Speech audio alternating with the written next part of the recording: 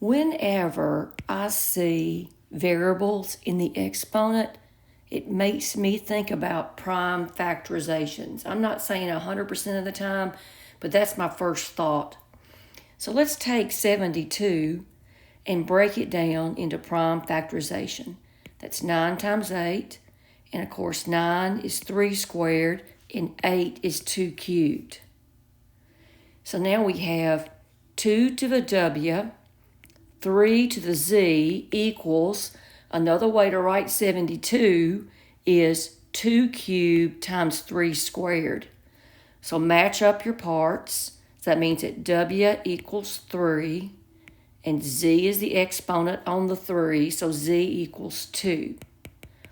So let's plug those in what we're trying to find.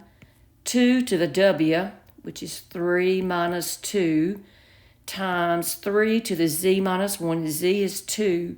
2 minus 1. So that's 2 to the 1 times 3 to the 1. 2 times 3 is 6.